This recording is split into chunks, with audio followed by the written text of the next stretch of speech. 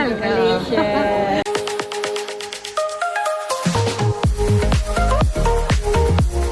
Hello, എല്ലാവർക്കും നമസ്കാരം. അങ്ങനെ നമ്മൾ അടുത്തൊരു യാത്ര പോവുകയാണ്. മലേഷ്യയിലേക്കാണ് ഇന്ന് പോകുന്നത്.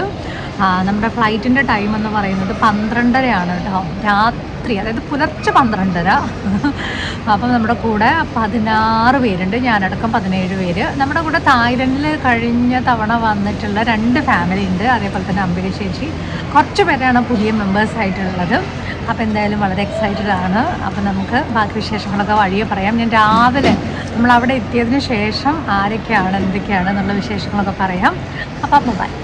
നമ്മുടെ ചാനൽ ആദ്യമായിട്ട് കാണുന്നവരാണെന്നുണ്ടെങ്കിൽ അവർക്ക് വേണ്ടിയിട്ട് പറയുകയാണ്. എൻ്റെ പേര് ഷാരി എന്നാണ്. നമ്മൾ ട്രാവൽസിൻ്റെ പേരാണ് ഡോറയുടെ പ്രയാണം. 6 വർഷമായിട്ട് നമ്മൾ ടൂർ പാക്കേജുകൾ ചെയ്യുന്നുണ്ട്.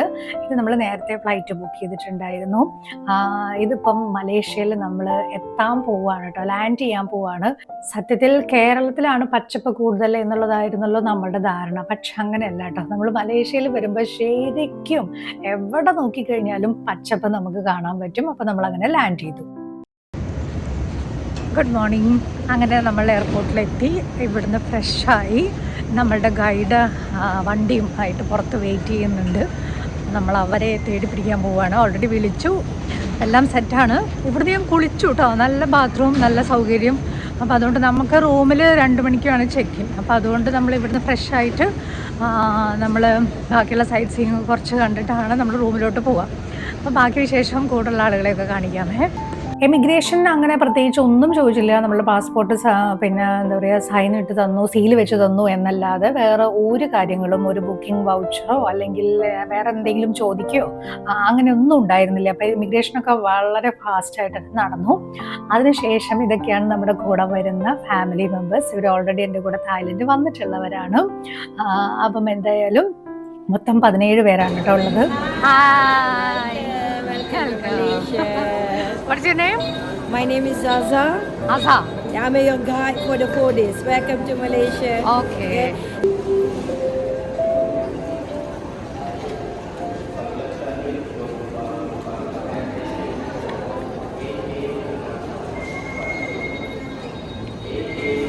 ഞാൻ വിളിച്ച് ഭാര്യ മാറിയോന്ന് വിളിച്ച്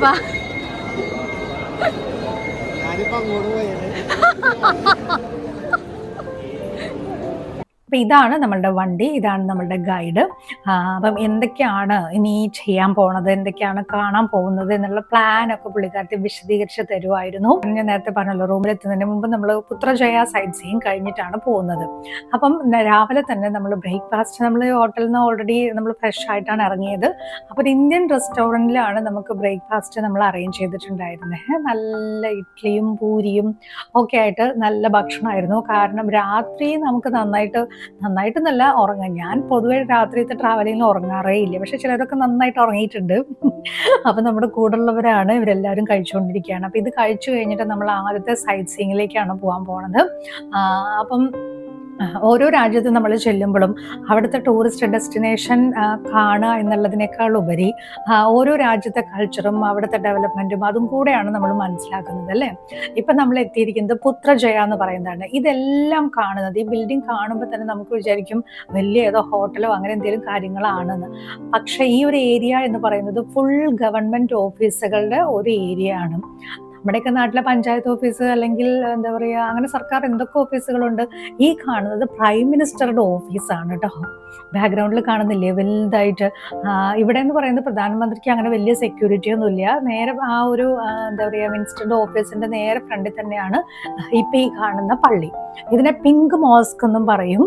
അതേപോലെ തന്നെ മസ്ജിദ് പുത്ര എന്നും ഇതിന് പേരുണ്ട് കേട്ടോ. അതായത് പുത്രജയിലെ മസ്ജിദ്. ഇതൊരു പിങ്ക് ഷെയ്ഡിലാണ്, നല്ല ഭംഗിയാണ് അതിൻ്റെ ഉള്ളിൽ കാണാനായിട്ട്. ഇവിടെ ഞങ്ങൾ നിന്ന സമയത്ത് ചെറുതായിട്ടൊരു ചാറ്റൽ മഴ ഉണ്ടായിരുന്നു. ശരിക്കും പറഞ്ഞു കഴിഞ്ഞാൽ ഇത് സമ്മറാണ്. സമ്മറിൽ നമ്മുടെ നാട്ടിൽ വേനൽക്കാലത്ത് വേനൽ മഴ പെയ്യുമല്ലോ, അതേപോലെ തന്നെ ഇവിടെ എന്ന് പറയുമ്പോൾ എന്താ പറയുക, വെയിലും മഴയും ഇങ്ങനെ മാറി മാറി വരും.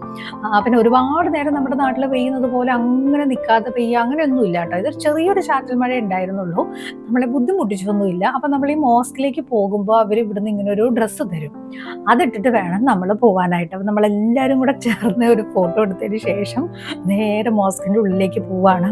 ഈ ഒരു പള്ളിയുടെ ഏറ്റവും വലിയ പ്രത്യേകത എന്താണെന്നറിയോ? അതായത് ഒരേ സമയം 15,000 പേർക്ക് നിസ്കരിക്കാനുള്ള അല്ലെങ്കിൽ പ്രാർത്ഥിക്കാനുള്ള സൗകര്യം അത്രയും വിശാലമായിട്ടുള്ള ഒരു പള്ളിയാണ് എന്നുള്ളതാണ്. വെറും 2 വർഷം കൊണ്ടാണ് ഇത് പണി കഴിപ്പിച്ചത്. പിന്നെ ഇതിൻ്റെ ഉള്ളിലാണെന്നുണ്ടെങ്കിലും ഒരു രക്ഷയില്ല കേട്ടോ. ഇവിടുത്തെ ഒരു സ്ട്രക്ചർ എന്ന് പറയുന്നത് അടിപൊളിയായിട്ട് ചെയ്തിട്ടുണ്ട്. ഇതിൻ്റെ മേൽഭാഗമാണ്, അതായത് മേൽക്കുര എന്നൊക്കെ പറയില്ലേ, എന്തൊരു ഭംഗിയാണ് നോക്കൂ, എന്താ രസം അല്ലേ, എനിക്ക് ഇഷ്ടപ്പെട്ടില്ലേ? അപ്പം ഈ മലേഷ്യൻ ട്രിപ്പിൽ പുത്രജയ ടൂർ എല്ലാവരും ചെയ്യുന്ന ഒരു കാര്യമാണ്. അതിനകത്ത് ഈ മസ്ജിദ് എല്ലാവരും പോകും. ഇതിനകത്ത് ജാതി മത വ്യത്യാസം അങ്ങനെയൊന്നുമില്ല, എല്ലാവർക്കും കയറി പ്രാർത്ഥിക്കാം. നമ്മളെല്ലാവരും ഈ ഡ്രസ്സ് ഇട്ടിട്ട് വേണം എന്ന് മാത്രമേ ഉള്ളൂ കേട്ടോ. പിന്നെ ഇതിൻ്റെ ഉള്ളിൽ വീഡിയോ എടുക്കാനോ അങ്ങനെയുള്ള റെസ്ട്രിക്ഷനും അങ്ങനെയുള്ള കാര്യങ്ങളൊന്നും ഇല്ല. ഇവിടെയാണെന്ന് പറയുമ്പോഴത്തേക്ക് എത്രയോ ഫോറിനേഴ്സും ഒക്കെ ആളുകളും വരുന്നതാണല്ലോ. അപ്പം അത്യാവശ്യം ഒരു തിരക്ക്, വലിയ തിരക്കെന്ന് പറയാൻ പറ്റില്ല കേട്ടോ, നോർമൽ ഇങ്ങനെയല്ല, നല്ല തിരക്ക് ഉണ്ടാവാറുണ്ട്. ഇപ്പോൾ നമ്മളിനി അടുത്തൊരു സൈഡ് സീനിലേക്ക് പോവാണ്. ഇവിടുത്തെ റോഡ്, ഇവിടുത്തെ ശരിക്കും പറഞ്ഞു കഴിഞ്ഞാൽ വാഹനങ്ങൾ, അത് തന്നെ കാണാനും നമ്മുടെ ഇവിടുത്തെ ഈ റോഡിലൂടെയുള്ള വാഹനത്തിലുള്ള ഒരു യാത്ര തന്നെ അടിപൊളിയാണ്. ഇപ്പം നമ്മൾ തിയാൻഹു ടെമ്പിൾ എന്ന് പറയുന്ന ഒരു ടെമ്പിളിലേക്കാണ് നമ്മൾ പോകുന്നത്. ഇത് താഴെയൊന്നും അല്ല ടെമ്പിൾ, നേരെ മുകളിലാണ് ഈ ടെമ്പിൾ സ്ഥിതി ചെയ്യുന്നത്. ചൈനീസുകാരുടെ ഒരു വിശ്വാസപ്രകാരം ചുവപ്പ് എന്ന് പറയുന്നത് അഭിവൃദ്ധിയുടെ ഒരു നിറമാണ് എന്നാണ് വിശ്വസിക്കുന്നത്. അപ്പം അതുകൊണ്ട് തന്നെ ഈ ഒരു ക്ഷേത്രത്തിൽ നമുക്ക് മുകളിൽ ചെന്ന് കഴിഞ്ഞാൽ ഫുള്ള് ചുവപ്പായിട്ടാണ് കാണാൻ പറ്റുന്നത്.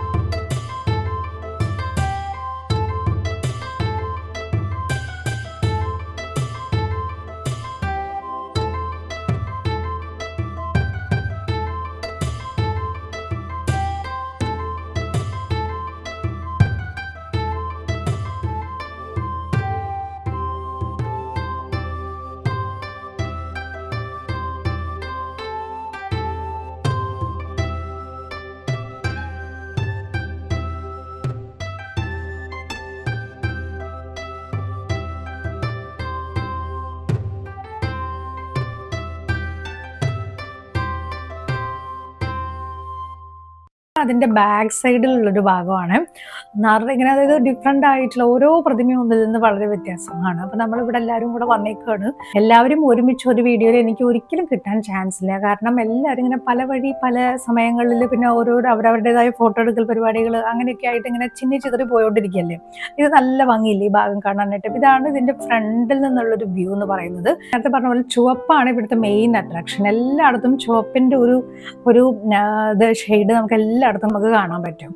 അങ്ങനെ നമ്മൾ ഇവിടുന്ന് ഇതിൻ്റെ ഫ്രണ്ടിൽ നിന്നൊരു ഫോട്ടോ ഒക്കെ എടുത്തിട്ട് പിന്നെ നമ്മൾ നേരെ അടുത്ത സ്ഥലത്തോട്ട് പോവുകയാണ്. അടുത്ത സ്ഥലം എന്ന് പറയുന്നത് നമ്മൾ താമസിക്കുന്ന ഹോട്ടലിലാണ് ലഞ്ച് അറേഞ്ച് ചെയ്തിട്ടുള്ളത്. അപ്പം നല്ല വിശപ്പുണ്ടായിരുന്നു. എല്ലാവരും തന്നെ ഭക്ഷണം കഴിക്കാനായിട്ട് നേരെ നമ്മൾ ലഗേജൊക്കെ താഴെ റിസപ്ഷനിൽ വെച്ചിട്ട് നേരെ തന്നെ ഇവിടെ ഫുഡ് കഴിക്കാനാണ് വന്നത് കേട്ടോ. കഴിച്ചു കഴിഞ്ഞിട്ട് ഞാനിപ്പോൾ ഇതേ റൂമിലെത്തി. അപ്പോൾ റൂം കാണിച്ചു തരാം. എല്ലാ റൂമിലും ഈ 2 പേരെന്നുള്ള രീതിയിലാണ്, നമ്മൾ ഡബിൾ ഷെയർ എന്നുള്ള രീതിയിലാണ് റൂം കൊടുത്തേക്കുന്നത്. നല്ല റൂമാണ്, എല്ലാ സൗകര്യങ്ങളും ഉണ്ട്, ഫ്രിഡ്ജുണ്ട്, നല്ല നീറ്റായിട്ടുള്ള ബാത്റൂമാണ്. പിന്നെ പുറത്തുനിന്നുള്ള വ്യൂ ആണെന്നുണ്ടെങ്കിലും ഇവിടെ വന്നു കഴിഞ്ഞാൽ എല്ലായിടത്തേക്കും 4 ഭാഗത്തേക്ക് നോക്കിക്കഴിഞ്ഞാൽ നമുക്ക് കാണാൻ പറ്റുന്നത് വലിയ ബിൽഡിങ്ങുകളാണ്.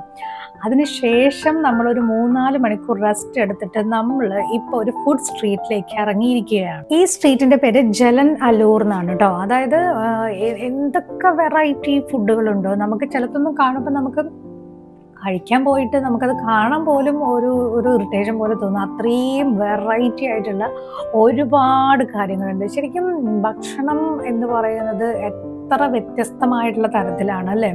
അപ്പം ഈ ഒരു നിങ്ങളിപ്പോൾ ഇത് കഴിക്കാൻ വേണ്ടിയല്ല, കാണാൻ വേണ്ടിയിട്ടാണെങ്കിലും വെറുതെ ഇങ്ങനത്തെ ഫുഡ് സ്ട്രീറ്റിലൂടെ ഒന്ന് നടന്നു പോകണം. നല്ലൊരു ആംബിയൻസ്, നല്ലൊരു മ്യൂസിക്കിൻ്റെ അകമ്പടിയോട് കൂടിയിട്ട് ഒരുപാട് കാര്യങ്ങൾ. ഞങ്ങൾ ആകെ ട്രൈ ചെയ്തത് ഇതാണ്. പിന്നെ വേറെ ഒരു സാധനം ട്രൈ ചെയ്തിട്ടുണ്ടായിരുന്നു, അത് ഒട്ടും കൊള്ളില്ലായിരുന്നു, മോച്ചി എന്ന് പറഞ്ഞിട്ട്. അപ്പം ഇതാണ് ഈ നൈറ്റ് ലൈഫിൻ്റെ അല്ലെങ്കിൽ ഫുഡ് സ്ട്രീറ്റിൻ്റെ ഒരു വൈബ്. ഇത് ശരിക്കും പറഞ്ഞു കഴിഞ്ഞാൽ വൈകുന്നേരം ആവുന്നേ ഉള്ളൂ. ഒരു 9 മണി 10 മണിയൊക്കെ ആയി കഴിഞ്ഞിട്ടുണ്ടെങ്കിൽ ഇവിടെ നടക്കാൻ പോലും പറ്റാത്തത്ര തിരക്കായിരിക്കും. നമുക്ക് നടക്കാൻ വേണ്ടിയിട്ട് നടുവിൽ ഇങ്ങനെ ഒരു സ്പേസ് ഇട്ടിട്ടുണ്ട്. 2 ഭാഗങ്ങളിലും ഫുഡുകളാണ് സപ്ലൈ ചെയ്യുന്നത്. അതിനുവേണ്ടി ഓരോ ഇപ്പം ഇങ്ങനത്തെ തട്ടുകട പോലെയുള്ള കുറേ കാര്യങ്ങളും ഉണ്ട്. അതല്ലാതെ റെസ്റ്റോറൻറ്റ് ടൈപ്പും ഉണ്ട്. അവരുടെ ചെയറുകളൊക്കെ ഇങ്ങനെ വെളിയിലായിരിക്കും ഇട്ടിട്ടുണ്ടാവുക. അങ്ങനെ ഇതൊക്കെ കാണാൻ തന്നെ ഇതുണ്ടോ, മോമോസൊക്കെ നമ്മൾ ഒരേ കളറിലല്ലേ പലയിടത്തും കണ്ടിട്ടുള്ളൂ. പക്ഷേ ഇത് വളരെ വ്യത്യസ്തമായിട്ട് പല പല കളറിലുള്ള മോമോസാണ്. ഇതെങ്ങനെയാണെന്ന് വെച്ച് കഴിഞ്ഞാൽ നേരത്തെ വെള്ളം തിളയ്ക്കുന്ന പോലെ തോന്നില്ല. ഇത് വെള്ളമല്ല കേട്ടോ, നല്ല എണ്ണയാണ്. എന്നിട്ട് നമ്മൾ ഇതിനകത്ത് നിന്ന് സെലക്ട് ചെയ്യുക, അത് അവർ വറുത്ത് തരും. അങ്ങനെയാണ് കേട്ടോ ഈ ഒരു രീതി. പിന്നെ ഇതെന്താ സാധനം, കാടും പിന്നെ ഉറപ്പ് തോന്നില്ല നിങ്ങൾക്കും? ഇതൊക്കെ സാധാരണ ചില ആളുകളൊക്കെ പോയിട്ട് ട്രൈ ചെയ്യുന്നവരൊക്കെ ഉണ്ട്. പക്ഷെ നമ്മുടെ കൂട്ടത്തിലുള്ള ആരും ഇങ്ങനത്തെ ഒന്നും ട്രൈ ചെയ്തില്ല. നല്ലൊരു മ്യൂസിക് ഇവിടെ നടന്നുകൊണ്ടിരിക്കുന്നുണ്ട്. നല്ലൊരു പാട്ടുകാരൻ. ഞാൻ പാട്ട് പ്ലേ ചെയ്ത് കഴിഞ്ഞാൽ കോപ്പിറൈറ്റ് പിടിക്കുമെന്ന് വെച്ചിട്ടാണ് ഞാൻ പാട്ടിടാഞ്ഞ്. അപ്പോൾ കുറച്ച് നേരം നമ്മൾ അതൊക്കെ ആസ്വദിച്ച് നിന്ന് കണ്ട് എല്ലാവരും, അതായത് ആ ഒരു മ്യൂസിക്കിന്റെ ബാക്ക്ഗ്രൗണ്ടോട് കൂടെ ഇങ്ങനെ എല്ലാവരും ഒരുമിച്ചിരുന്ന് ഭക്ഷണം കഴിക്കുക എന്ന് പറയുന്നതും ഒരു വേറെ ഫീലാണല്ലോ. മസ്റ്റായിട്ടും ഇങ്ങനത്തെ ഒരു ഫുഡ് സ്ട്രീറ്റ് നിങ്ങൾ എക്സ്പ്ലോർ ചെയ്യണം കേട്ടോ. Hello, good morning. അപ്പോൾ ഇന്ന് നമ്മളുടെ പരിപാടി എന്താണെന്ന് വെച്ച് കഴിഞ്ഞാൽ ബ്രേക്ക്ഫാസ്റ്റ് ഇപ്പോൾ കഴിച്ചു. ഇനി നമ്മൾ ബത്തു കേവ്സിലും അതേപോലെ ജെൻഡിങ് ഹൈലൻഡും, ഇത് രണ്ടുമാണ് ഇന്നത്തെ നമ്മളുടെ ഐറ്റനറി എന്ന് പറയുന്നത്. അപ്പോൾ എല്ലാവരും റെഡി ആയിട്ട് കഴിച്ചിട്ട് നമ്മൾ ഇവിടുന്ന് ഇറങ്ങുക. കുറച്ച് ദൂരമുണ്ട് ഇവിടുന്ന് പോകാനായിട്ട്. ജെൻഡിങ് ഹൈലൻഡ് എന്ന് പറയുന്നത് മലേഷ്യയുടെ ഒരു എന്താ പറയുക, മൂന്നാർ എന്നൊക്കെ വേണമെങ്കിൽ പറയാം, അങ്ങനെ ഒരു ഹിൽ ഏരിയ ആണത്. അപ്പോൾ ആ കാര്യങ്ങളൊക്കെയാണ് ഇനി കാണാൻ പോകുന്നത്. So welcome. കണ്ട എന്ത് അടിപൊളി റോഡാണ്. ഇവിടെയൊക്കെ ശരിക്കും പറഞ്ഞാൽ കുറച്ച് ഹൈറ്റിലുള്ള ഭാഗമാണ്. ഇതൊക്കെ എങ്ങനെയായിരിക്കും പണ്ടത്തെ രൂപം, പക്ഷെ അതൊക്കെ മാറ്റി എത്ര ഭംഗിയായിട്ടാണ് റോഡ് ചെയ്തിരിക്കുന്നത് എന്നുള്ളത് നമ്മൾ ഇന്ത്യ അല്ലെങ്കിൽ നമ്മുടെ കേരളം കണ്ടുപിടിക്കണം. കേരളത്തിനെ വെച്ച് കമ്പയർ ചെയ്യാതായിട്ട് പറ്റില്ല, പക്ഷെ എന്നാലും ഇങ്ങനെയൊക്കെയും ഓരോ രാജ്യത്തിന് ഡെവലപ്പ് ചെയ്യാം എന്നുള്ളത് അതൊരു നോട്ടീസ് ചെയ്യേണ്ട ഒരു കാര്യമാണല്ലോ. ഇപ്പം നമ്മൾ ബത്തു കേവ്സിലാണ് എത്തിയേക്കുന്നത്. മലേഷ്യയിലെ ഏറ്റവും ഫേമസ് ആയിട്ടുള്ള ഒരു ഡെസ്റ്റിനേഷൻ സ്പോട്ടാണ് ബത്തു കേവ്സ്. ഇതൊരു മുരുകൻ ക്ഷേത്രമാണ്. ഇവിടെ പിന്നെ കൂടുതൽ തമിഴർ ആളുകൾ ഉള്ളത് കൊണ്ട് തമിഴ്നാടിൻ്റെ ഒരു കൾച്ചറാണ് നമുക്ക് ഇവിടെ വരുമ്പോൾ ഫീൽ ചെയ്യുക. അതായത് ഒരു തമിഴ്നാട്ടിലെ ഒരു അമ്പലത്തിൽ പോയ പോലെ തന്നെ. പക്ഷേ ഈ പടികൾ എന്ന് പറയുന്നത് നല്ല കുത്തനെയാണ് കേട്ടോ. 272 പടികളുണ്ട്. നല്ല കുത്തനെയാണ്. കുറച്ച് ശ്വാസമൊക്കെ എടുത്ത് വലിച്ചിട്ട് വേണം ഇങ്ങോട്ടേക്ക് വരാനായിട്ട്. പിന്നെ കുഴപ്പമില്ല, നമുക്ക് നേരത്തെ വന്ന ഒരു കപ്പൊന്നും കിട്ടാനില്ലല്ലോ. അപ്പോൾ അതുകൊണ്ട് നമ്മൾ പതുക്കെ പതിയൊക്കെ തന്നെയാണ് എല്ലാവരും വന്നുകൊണ്ടിരിക്കുന്നത്. ഇത് വരുൺ ഫാമിലിയാണ്.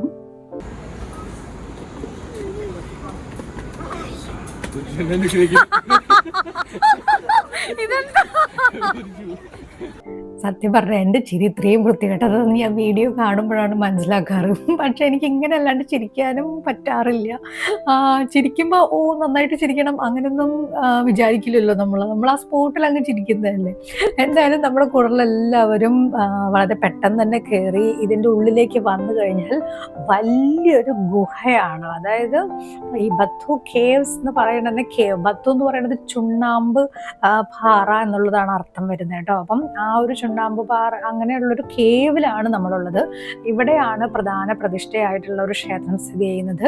അതും കഴിഞ്ഞ് നേരെ മുകളിലേക്ക് വീണ്ടും കയറാനുണ്ട്. വീണ്ടും കുറച്ച് പടികൾ, അതൊത്തിരി പടികളില്ല. വീണ്ടും കയറി കഴിഞ്ഞിട്ട് നമ്മൾ അതിൻ്റെ മുകളിൽ നിന്ന് കണ്ടോ, നിങ്ങൾക്ക് കാണാൻ പറ്റുന്നുണ്ടോ, അത് ഫുൾ ഓപ്പൺ ആണ്. എങ്ങനെയായിരിക്കും ഇതിങ്ങനെ മെയിൻറ്റെയിൻ ചെയ്യുന്നത്? കാണുമ്പോൾ നമുക്കിതിങ്ങനെ പൊട്ടി വീഴുവോ അടർന്നു വീഴുവോ അങ്ങനത്തെ ഒരു ഫീല് തോന്നിട്ടോ. പക്ഷെ നല്ല സ്ട്രോങ് ആയിട്ടാണ് നിൽക്കുന്നത്. അപ്പം ഇങ്ങനെ ഒരു കേവ് ഇവിടെ ഉള്ളതാണ് ഇവിടുത്തെ മലേഷ്യയിലെ പ്രധാനപ്പെട്ടുള്ള ഒരു ടൂറിസ്റ്റ് സ്പോട്ടായിട്ട് പിന്നെ മാറിയിട്ടുള്ളത്. കണ്ടോ എന്ത് ഭംഗിയാണ്. ഇവിടെ മഴ പെയ്യുമ്പോൾ എങ്ങനെയായിരിക്കും അല്ലേ, ഈ എന്താ പറയുക ഷവറിൽ നിന്നൊക്കെ വരുന്ന പോലെ ആ ഭാഗത്ത് നിന്ന് മാത്രം അങ്ങനെയായിരിക്കുമോ? എന്തായാലും നമുക്കിവിടെ വന്നു കഴിഞ്ഞപ്പോൾ മഴയൊന്നും കിട്ടിയില്ല. രാവിലെ നല്ല ടെൻഷൻ ഉണ്ടായിരുന്നു. മഴയാണെങ്കിൽ പിന്നെ ഈ പടികൾ കയറുന്നതും ഇവിടെ നിൽക്കുന്നതും ഫോട്ടോ എടുക്കുന്നതും. എന്തൊരു നീളമുള്ള മുടിയുള്ളൊരു സായിപ്പുകാരിയല്ലേ മദാമ. അപ്പം ഞാൻ നല്ല മുടി നല്ല ഭംഗിയുണ്ട് എന്ന് പറഞ്ഞു. അപ്പോൾ താങ്ക് യു പറഞ്ഞ് പോയതാണ് കേട്ടോ കാണുന്നത്. അപ്പം മഴ ബുദ്ധിമുട്ടിച്ചില്ല എന്നുള്ളത് വലിയൊരു അനുഗ്രഹമാണ്. അപ്പം നമ്മളെല്ലാവരും നന്നായിട്ട് തൊഴുതു. ഞാൻ ആലോചിക്കുകയാണ് ഇവിടെ വരുന്ന പൂജാരിമാരെ എന്നും ഈ പടി കയറിയിട്ട് ഇവിടെ പൂജിക്കാനുള്ള പരിപാടിയിൽ അങ്ങനെയാണോ, അതോ ഇനി അവർക്ക് ഇവിടെ താമസിക്കാൻ വേറെ റൂമുണ്ടോ എന്നുള്ളത് അറിയില്ല. പക്ഷെ ഞാൻ ആലോചിക്കുമായിരുന്നു ഇവിടെ വരുന്ന പൂജാരിമാരുടെ ഒരു കാര്യം. അവർക്കിത് ഡെയിലി വന്ന് ഒരു പരിചയം ഉണ്ടാവും. ഈ ഒരു മനുഷ്യൻ പോണോക്കെ ഒരു ഹൈറ്റ് നോക്ക്, ഇത് എത്ര അടിയോ 7 അടിയോ 8 അടിയോ, എൻ്റെ പൊന്നെ ഞാൻ അതിൻ്റെ മുമ്പ് കൂടെ പോകുമ്പോൾ ഒരു കുഞ്ഞത് എന്തൊരു ഹൈറ്റാണെന്നറിയോ. അപ്പം നമ്മൾ നല്ല ഭംഗിയായിട്ട് എല്ലാവരും തൊഴുതു. ശരിക്കും ഒരു തമിഴ്നാട്ടിലുള്ള ഒരു ക്ഷേത്രത്തിൽ നിൽക്കുന്ന പോലെ തന്നെ ഒരു ഫീലല്ലേ. അപ്പം നമ്മളിനി തിരിച്ചിറങ്ങുവാണ് കേട്ടോ. ഇവിടെ വരുമ്പോൾ പ്രത്യേകം ശ്രദ്ധിക്കേണ്ട ഒരു കാര്യം, നമ്മളുടെ കയ്യിൽ പിന്നെ ബോട്ടിലുകളോ അല്ലെങ്കിൽ കഴിക്കാനുള്ള എന്തെങ്കിലും ഐറ്റംസോ ഒക്കെ ഉണ്ടെന്നുണ്ടെങ്കിൽ കുഴഞ്ഞന്മാർ തട്ടിപ്പറിച്ച് വാങ്ങും കേട്ടോ. കാരണം അവർക്ക് ഫുഡ് എന്ന് പറയുന്നത് അത്ര ഇമ്പോർട്ടൻ്റ് ആയിട്ടുള്ളൊരു കാര്യമാണ്. കാണുമ്പോൾ അവരെന്തായാലും ഇത് മേടിക്കും. അപ്പം ബാഗും കാര്യങ്ങളൊക്കെ സൂക്ഷിച്ചിട്ട് വേണം നമ്മൾ ഇറങ്ങാനായിട്ട്. പിന്നെ നമ്മളത് ഇറങ്ങി കഴിഞ്ഞ ശേഷം ഇപ്പം നമ്മൾ കേരളത്തിലൊരു സദ്യ കഴിക്കാൻ പോവുകയാണോ എന്ന് ചോദിച്ചാൽ ഈ ഒരു ഹോട്ടലിൻ്റെ പേരാണ് ബനാന ലീഫ്. ഇവിടെയാണ് നമ്മൾ ലഞ്ച് ഉണ്ടായിരുന്നത്. അപ്പം ലഞ്ച് വന്ന് നമ്മൾ അതിൻ്റെ വീഡിയോ എടുക്കാനായിട്ട് പറ്റിയില്ല, കാര്യം വിശപ്പിൻ്റെ വിളി അത്രയ്ക്ക് ഉണ്ടായിരുന്നു. ബാക്കി വിശേഷം നമുക്ക് അടുത്ത വീഡിയോയിൽ കാണാം.